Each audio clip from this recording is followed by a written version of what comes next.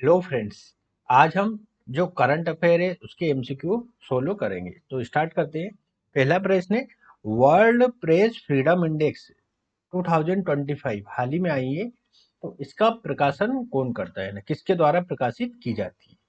पहला विकल्प है यूएन ट्रेड एंड डेवलपमेंट, जिसे अंटाक कहते हैं। दूसरा है रिपोर्टर विदाउट बॉर्डर, है ना, रिपोर्टर्स विदाउट बॉर्डर। तीसरा विकल्प है वर्ल्ड बैंक। चौथा है उपरोक्त में से कोई नहीं। तो इसका सही आंसर है option B, reporters without border. World press freedom index 2025 इसके द्वारा जारी की गई है। किसके द्वारा जारी की गई है? रिपोर्टर्स विदाउट बॉर्डर, है ना। भारत की स्थिति क्या है इसमें, है ना? भारत की स्थिति 151 है ना। 2024 में 159 नंबर पे थी, मतलब 4 स्थान का इसमें सुधार हुआ है ना। इसका उद्देश्य क्या होता है रिपोर्टर्स विदाउट बॉर्डर का? ये प्रेस की स्वतंत्रता देखती है कि किसी देश में कितनी प्रेस की स्वतंत्रता है।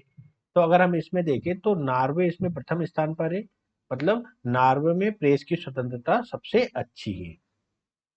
और सबसे खराब देशों में देखा जाए तो इरिट्रिया में सबसे खराब स्थिति है। उसके बाद उत्तर कोरिया आता है, फिर चीन। देखो चीन भी लास्ट से तीसरे नंबर पे है, मतलब ये भी काफी खराब स्थिति में है। ठीक है। नेक्स्ट प्रश्न आता है, हाल ही में किस देश में विश्व की पहली जीनोम संपादित चावल की किस्म का विकास किया गया है?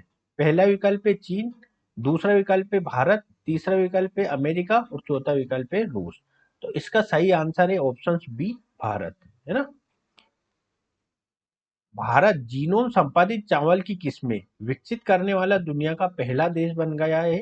ये पहल आईसीएआर के वैज्ञानिकों के द्वारा पूरी की गई है ना। विकसित की गई दो प्रमुख किस्में कौन कौन सी है? DRR धान 100 कमला, है ना। एक तो ये किस्में, इसकी क्या विशेषताएं हैं?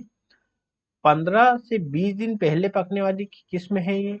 25% अधिक का उत्पादन होता है। कम समय में अधिक लाभ प्राप्त होता है। दूसरा है पूसा DST राइस फर्स्ट। इसकी क्या विशेषता है? लवणता व क्षारीयता सहनशील किस्म है ये। लवणीय या खारी जमीन में 30% अधिक उत्पादन देने में सक्षम है। और प्रतिकूल परिस्थितियों में भी उपज देने की ये क्षमता रखती है ना। तो दो प्रमुख किस्में जो चावल से संबंधित है उसका विकास भारत ने किया है जीनोम एडिशन के जरिए। नेक्स्ट प्रश्न है हमारा, मानव विकास रिपोर्ट 2025 के अनुसार भारत की रैंक क्या है? देखो हाल ही में मानव विकास जो यूएनडीपी करती है ना, यूनाइटेड नेशन डेवलपमेंट प्रोग्राम जारी करती है, उसकी 2025 की रिपोर्ट आई है। तो उसमें भारत की रैंक क्या है? पहला विकल्प है 135वीं, दूसरा विकल्प है 130वीं, तीसरा है 132 और चौथा है 133। तो भारत की रैंक 130वीं है ना। हम देख लेते हैं। यूएनडीपी मानव विकास रिपोर्ट 2025 के अनुसार भारत 2023 में मानव विकास सूचकांक में 193 देशों में से 130वें स्थान पर पहुंच गया है ना। ये 2022 की 133वीं रैंक से 3 स्थान की वृद्धि दर्शाता है।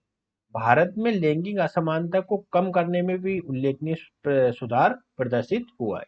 जो लैंगिक असमानता सूचकांक पर 2022 में 108 से चढ़कर 2023 में 193 में से 102वें स्थान पर पहुंच गया है। मानव विकास रिपोर्ट का विषय पसंद का मामला, एआई के युग में लोग और संभावनाएं है। कहने का तात्पर्य है कि जो भारत है मानव विकास सूचकांक में वृद्धि, मतलब मानव विकास सूचकांक में सुधार किया है ना। 3 अंकों से सुधार, मतलब 3 पोजीशन से सुधार किया हुआ है। पहले 133वीं रैंक थी, वर्तमान में भारत की 130वीं रैंक है ना। भारत का मध्य जो भारत का मानव विकास सूचकांक है वो मध्यम श्रेणी का है। शीर्ष देश कौन कौन से है? पहला है आइसलैंड, दूसरा है नॉर्वे, तीसरा है स्विट्जरलैंड। ठीक है। शीर्ष 3 देश ये है। और अंतिम से अगर देखा जाए, अंतिम स्थान पर है माली, ठीक है। दूसरे पर है बुरुंडी, है ना। दूसरे पर है बुरुंडी और थर्ड लास्ट पे है बुर्किना फासो। ठीक है। नेक्स्ट प्रश्न आता है बगलिहार बांध किस नदी पर है ना। बगलिहार बांध किस नदी पर है। पहला विकल्प है चिनाब नदी, दूसरा विकल्प है झेलम नदी, तीसरा है सिंधु नदी और चौथा है गंगा नदी। तो बगलिहार बांध चिनाब नदी पर है ना। ये क्यों खबरों में आ रहा है, क्योंकि हाल ही में पहलगाम आतंकी हमले में, है ना, पहलगाम आतंकी हमले के मद्देनजर भारत ने इंडस वाटर टीटी, है ना, इंडस वाटर टीटी जो 1960 में हुई थी, वर्ल्ड बैंक की मध्यस्थता से उसे समाप्त करने का निर्णय लिया है ना। तो बगलियार बांध किस नदी पर है। चिनाब नदी पर है। और चिनाब नदी का जो मतलब चिनाब नदी का जो पानी पाकिस्तान जाता था उसे भी रोक दिया गया है ना। भारत ने उसको रोक दिया गया है तथा इंडस वाटर टीटी को समाप्त कर दिया गया। इंडस वाटर टीटी क्या थी। इंडस वाटर टीटी ये थी कि जो सिंधु नदी है और इसकी सहायक नदी का जो पानी पाकिस्तान जाता था, मतलब भारत एक तो ऊपरी ऐसी जगह पर है कि भारत से जो नदियां बहती है वो पाकिस्तान में जाती है ना, सिंधु और इसकी सहायक नदियां। तो ऐसी टीटी हुई थी कि भारत जो इन नदियों का पानी है पाकिस्तान को देना होगा, है ना, पूरा पानी रोक के नहीं रख सकते। तो इस ट्रीटी को अब भारत ने मानने से मना कर दिया है। अब भारत चाहे तो इसका पूरा पानी रोक सकता है, क्योंकि ये पहले अपने क्षेत्र में आ रही है, भारत के क्षेत्र में आ रही है, फिर वो पाकिस्तान जा रही है। भारत से जा रही है तो भारत उस पर पूरा अधिकार रखता है। नेक्स्ट आता है बगलियार बांध के बारे में थोड़ा देख लेते हैं। बगलियार बांध चिनाब नदी पर है। ये बांध जम्मू कश्मीर, जो अब केंद्र शासित प्रदेश बन गया है, कि डोडा जिले में स्थित है। इसे बगलियार जल विद्युत परियोजना के रूप में भी जाना जाता है। इसकी शुरुआत 1999 में हुई थी और पहला चरण 2008 में पूरा हुआ था। ये बांध भारत और पाकिस्तान के बीच सिंधु जल समझौते के अंतर्गत चर्चा में रहा है।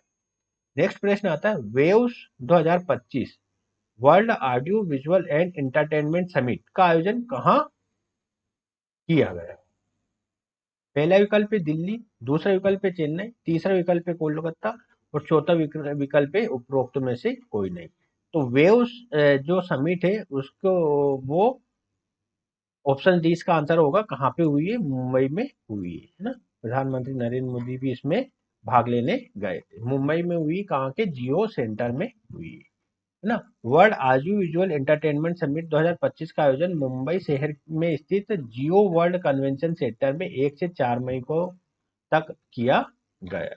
यह समिट भारत सरकार के सूचना एवं प्रसारण मंत्रालय द्वारा आयोजित किया गया था, जिसका उद्देश्य भारत को वैश्विक मीडिया, मनोरंजन और डिजिटल नवाचार का केंद्र बनाना। नेक्स्ट प्रश्न आता है विश्व बौद्धिक संपदा दिवस प्रतिवर्ष कब मनाया जाता है ना। वर्ल्ड इंटेलेक्चुअल प्रॉपर्टी डे, है ना, कब मनाया जाता है। पहला विकल्प 26 अप्रैल, दूसरा विकल्प 1 मई, तीसरा विकल्प 30 अप्रैल और चौथा विकल्प उपरोक्त में से कोई नहीं। तो विश्व बौद्धिक संपदा दिवस प्रतिवर्ष 26 अप्रैल को मनाया जाता है। कब मनाया जाता है। 26 अप्रैल को मनाया जाता है। इस वर्ष को अगर हम देखें तो इस वर्ष का थीम क्या थी। बौद्धिक संपदा और संगीत, आईपी की धड़कनों को महसूस करें, है ना। मुख्य फोकस क्या था। संगीत उद्योग और उसके रचनाकारों के लिए आईपी को समर्थन को उजागर करना। ठीक है। कौन किस किस ने मनाया है। सरकारें, विद्यालय, व्यवसाय, रचनाकार और कानूनी संस्थाओं ने इस संपदा दिवस को मनाया है। ठीक है। उद्देश्य क्या था। नवाचार और रचनात्मकता को बढ़ावा देने के लिए आईपी अधिकारों के महत्व के प्रति जागरूकता का प्रसार करना। ठीक है। कौन ये दिवस मतलब किसके द्वारा ऑर्गेनाइज किया जाता है। विश्व बौद्धिक संपदा संगठन, वीपो, world intellectual property organisation. Next प्रश्न आता है भारत ने किस देश के साथ डेजर्ट साइक्लोन 2025 नामक संयुक्त सैन्य अभ्यास आयोजित किया। पहला विकल्प है संयुक्त राज्य अमेरिका, दूसरा विकल्प है फ्रांस, तीसरा विकल्प है संयुक्त अरब अमीरात और चौथा विकल्प है ऑस्ट्रेलिया। तो इसका सही आंसर है संयुक्त अरब अमीरात, है ना।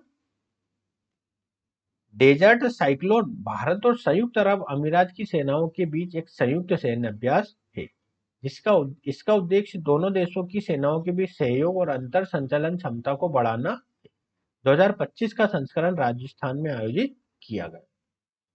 नेक्स्ट प्रश्न आता है अंतरराष्ट्रीय नर्स दिवस, है ना, कब मनाया जाता है। पहला विकल्प है 10 मई, दूसरा विकल्प है 12 मई, तीसरा विकल्प है 15 मई और चौथा विकल्प है 18 मई। तो इसका सही आंसर है ऑप्शन बी 12 मई, है ना। 12 मई को अंतर्राष्ट्रीय नर्स दिवस मनाया जाता है। यह दिन आधुनिक नर्सिंग की संस्थापक फ्लोरेंस नाइटिंगेल की जयंती के उपलक्ष्य में मनाया जाता है और नर्सों के समाज में योगदान को सम्मानित करता है। इनकी याद में मनाया जाता है, आधुनिक नर्सिंग की संस्थापक फ्लोरेंस नाइटिंगेल की याद में मनाया जाता है ना। जयंती थी, उसकी जयंती है उनकी, इसलिए उनकी याद में मनाया जाता है। नेक्स्ट प्रश्न आता है, भारत की पहली अंडर वाटर मेट्रो रेल सेवा किस शहर में शुरू की जाएगी? पहला विकल्प है मुंबई, दूसरा विकल्प है चेन्नई, तीसरा विकल्प है कोलकाता और चौथा विकल्प है कोच्चि। तो इसका सही आंसर है ऑप्शन सी, कोलकाता में भारत की पहली अंडर वाटर मेट्रो रेल सेवा शुरू की जाएगी, है ना।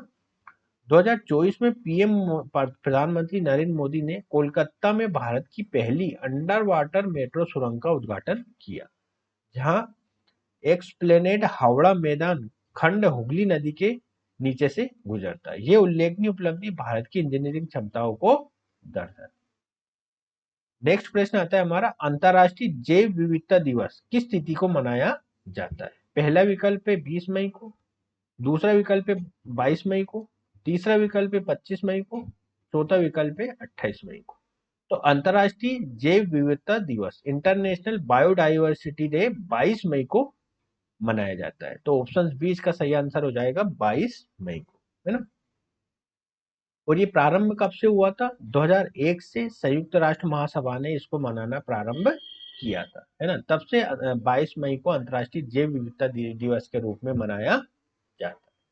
ठीक है, तो यहाँ हमारा करंट अफेयर समाप्त होता है और इसके साथ ही हमारा ये जो यूपीएससी का सफर था, जितने भी वीडियो मैंने अभी तक के बनाए वो भी समाप्त होता है ना। ये जो भी मैंने इसमें पढ़ाया है आपको कहीं ना कहीं थोड़ा बहुत तो आपको काम में आएगा। ठीक है, तो वीडियो देखने के लिए बहुत बहुत धन्यवाद।